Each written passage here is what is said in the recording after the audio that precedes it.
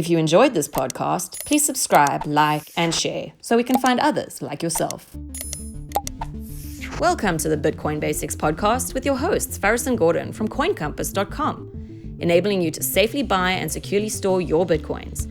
All resources are in the show notes and description, including our disclaimer. Visit BitcoinBasicsPodcast.com to subscribe and discover other free content. Hello, everyone. Thank you for joining us again for Bitcoin Basics podcast. Today is the 27th of October. We are recording at UTC time, 3:36 a.m. And our proof of recording, so the Bitcoin price, according to Bitstamp, is $13,080. And the block height at the moment, we're at block 654,420.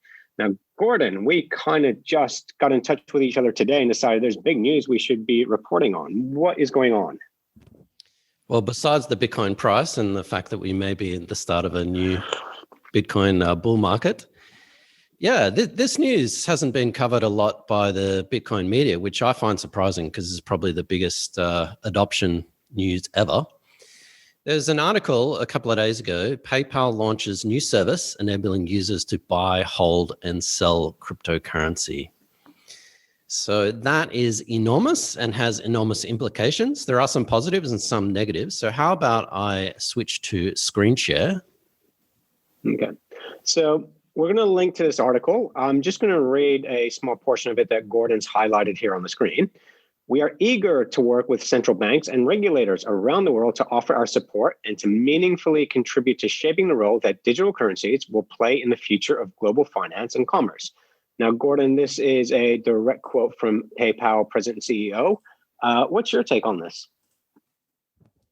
Yeah, I think it's interesting. Obviously, PayPal has been interested in digital currencies for a while, but I think the fact that they mentioned central banks is really significant. The rise of central bank digital currency, or CBDC, is a buzzword that's been going around the internet for the last couple of months.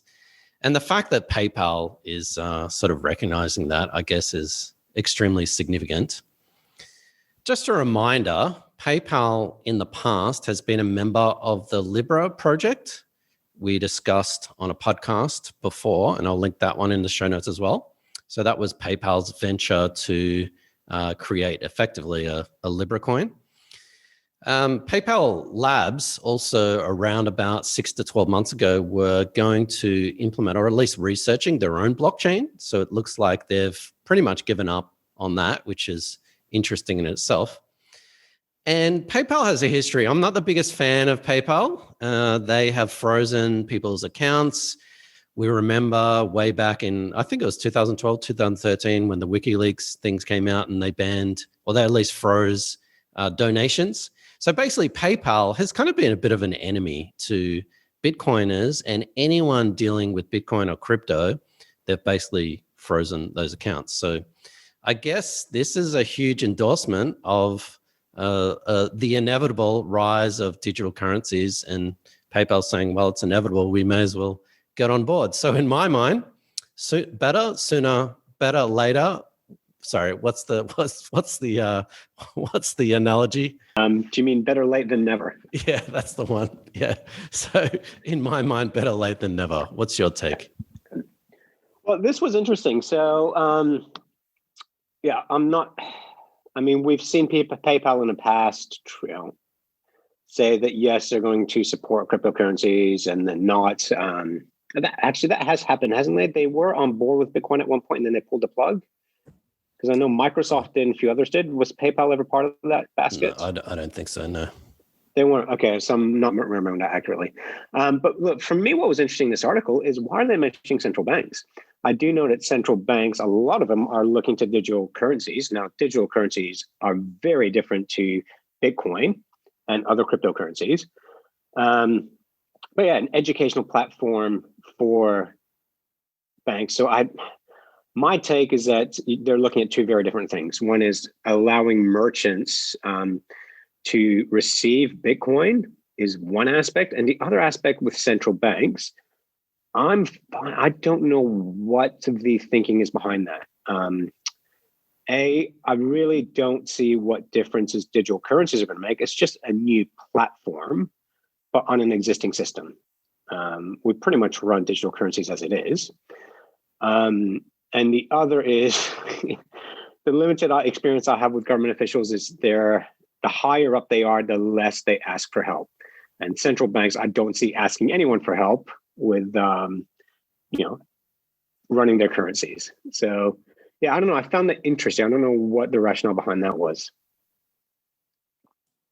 Oh, yeah. I mean, central banks will do whatever they want. They're not going to need PayPal at all. But I think PayPal's just trying to get into the game. They're going to be, in 2, 3, say 5 years' time, they're going to be all kinds of corporate coins, central bank digital coins, other cryptocurrencies and whatnot. And PayPal just wants to get in the game. I think it's that simple.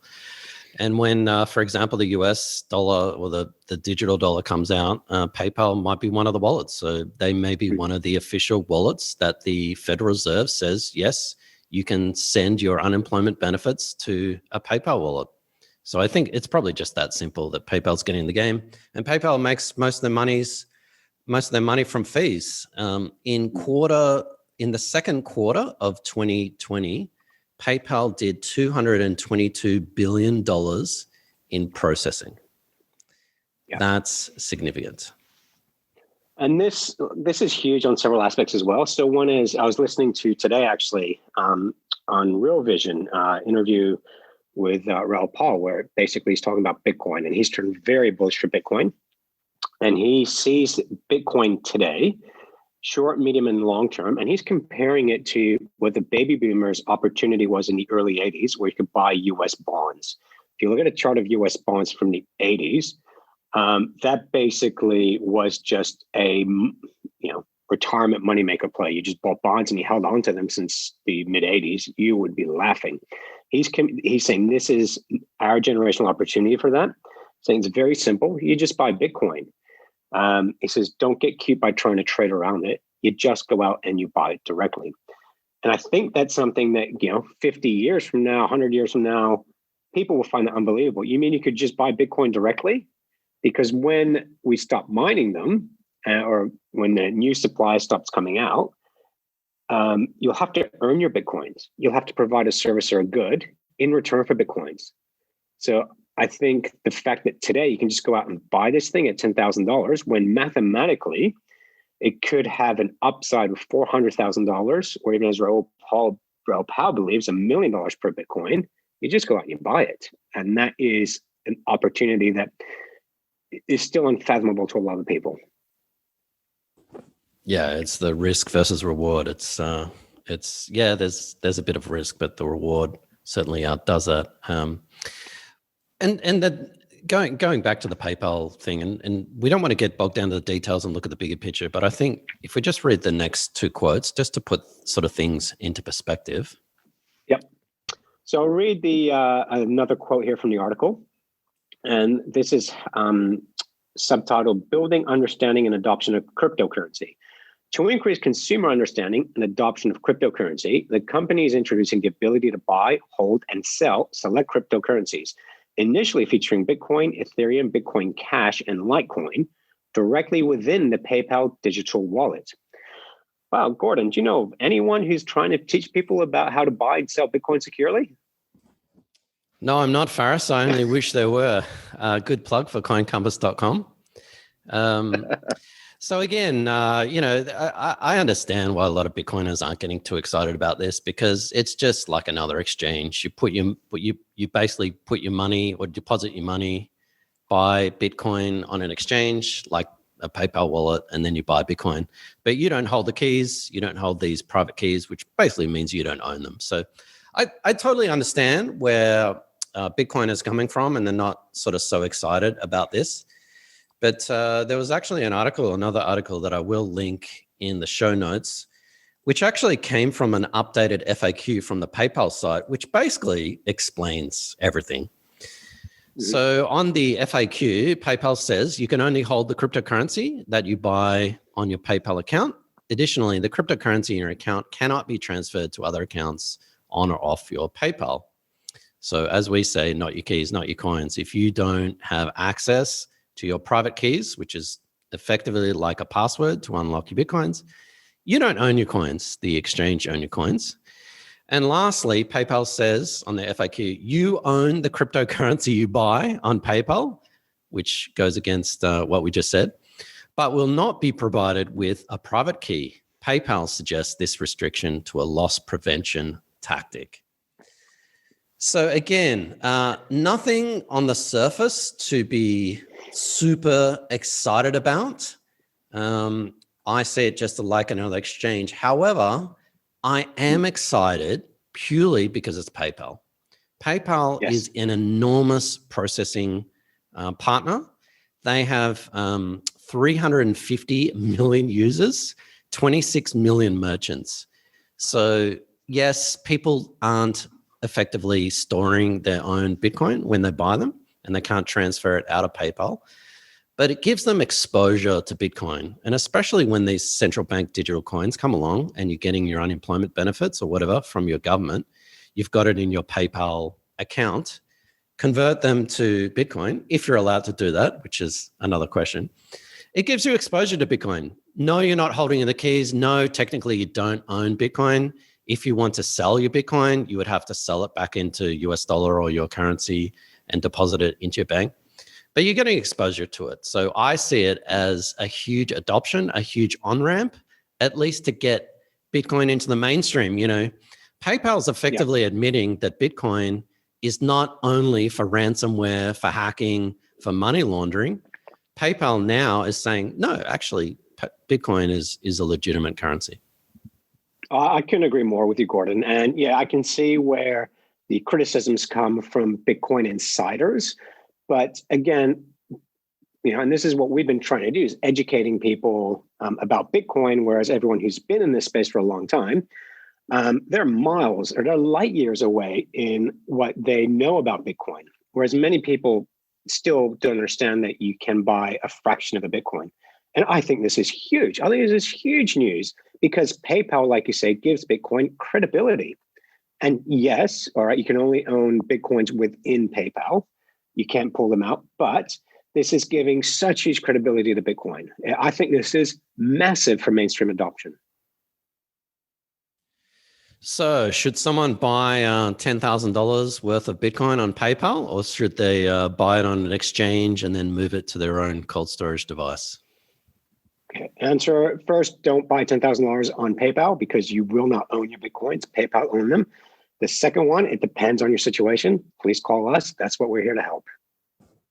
So head across to coincompass.com, a shameless plug for Faris and my consulting business. But that's effectively what we do. We teach you and hold your hand on how to buy safely and secure your Bitcoins. And yeah, I guess just to sum up, and then I'll let you have a final say. Even though there are a lot of Bitcoin haters out there saying this is absolutely nothing news, you can't own your Bitcoin, not your keys, not your coins. I understand that. But again, as we said, people are getting exposure, potential exposure to Bitcoin. They're understanding Bitcoin. And hey, they might buy $100 worth of Bitcoin on their PayPal wallet. But then they'll realize that they can't exchange it. They can't actually withdraw it. They can't transfer it to their friends. And like, well, why don't I just buy Bitcoin on exchange? That seems like a better idea. So I see this as an enormous on-ramp for Bitcoin. Not so much for the merchant adoption. Now, PayPal's saying that you can buy Bitcoin with products and services. I don't really think that's going to take off. I mean, if you've got... What you mean... So when you say buy Bitcoin with products and services, you mean buy products and services using Bitcoin? Yes, sorry. Yep. Okay. Yeah, so I mean, PayPal's sort of touting this. Now you have access to 26 million merchants. If you've got Bitcoin, you can buy things directly with Bitcoin. But if you've already got US dollar in your PayPal account, why wouldn't you just use US dollar? And to me, that doesn't make a lot of sense. Yeah. So yeah, marketing, advertising, spreading the word, adoption, I see this all as bullish for Bitcoin. And once these central bank digital coins come out, I think that will even further basically educate people on, okay, there are different kinds of currencies. Bitcoin, I can actually use independently. No one can control it. No one can censor it. No one can freeze my account like they can with PayPal. Bitcoin is simply a better money. So I just see this as bullish, hugely bullish. Yeah. And another thing that we've heard with the potential is so sovereign digital currencies. So say we all basically just get rid of our banks and we have a bank account tied directly to a central bank. So you don't need to go to, Citibank or HSBC or something like that. It's tied directly to the government. They set up a digital wallet. They can then erode or slightly decay the value of your coins in your digital wallet. Because we talked about this in the past, that cash actually has, you pay a utility tax on it, in that the purchasing power goes down because of inflation. Governments can do this with their digital currencies because they're controlling the wallet. With Bitcoin, that doesn't happen. So this really, to me, if we do move to sovereign digital currencies, we are now looking at Bitcoin becoming the gold equivalent, where it is a store of value. They can't touch it. I think that point, Faris, is excellent and can't be underestimated. Let's take, for example, a Fed coin in 2-3 years' time, and they're giving you your universal basic income, unemployment benefits, whatever you want to whatever you want to call it, because the robots and machines have taken over 95% of jobs, and so they're giving you your monthly salary, say $2,000. There's going to probably be a lot of restrictions on that $2,000. You can't probably buy Bitcoin with it.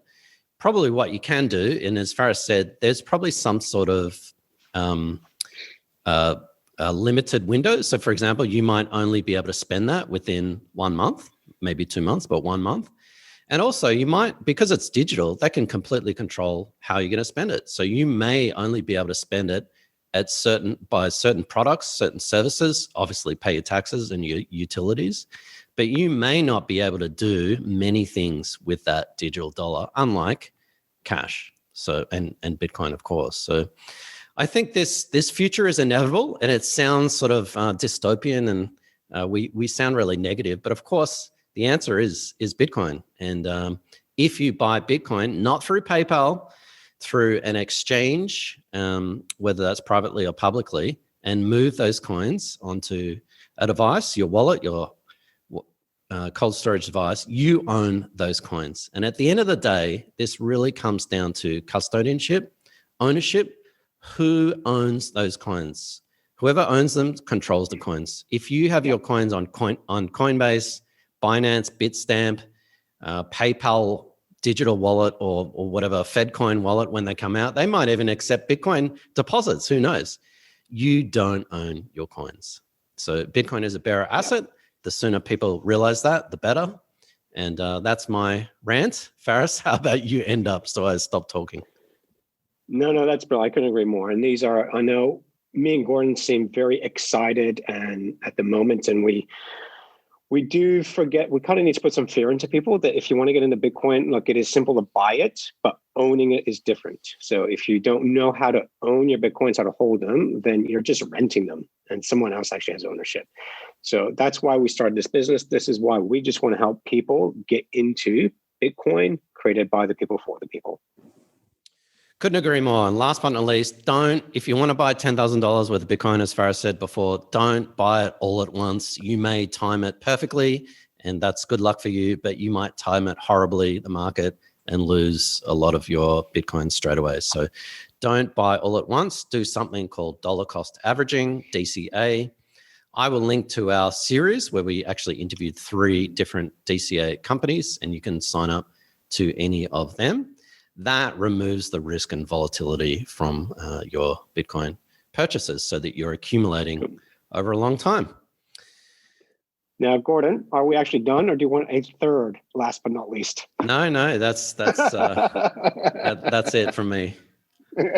Excellent. Well, thank you for tuning in, everybody. And please go to bitcoinbasicspodcast.com and you can find everything you need to know about us there. Including asking a question if you want to ask us, subscribing to our YouTube channel, especially if you're listening to this on a podcast. We actually do have a lot of visuals and whatnot, so please head across there and subscribe. Thanks, everyone. Thanks, Faris. Thanks for watching or listening. Please visit coincompass.com/free to register to our socials and discover other free content. Subscribing, liking, and following helps this content remain ad-free. Until next time.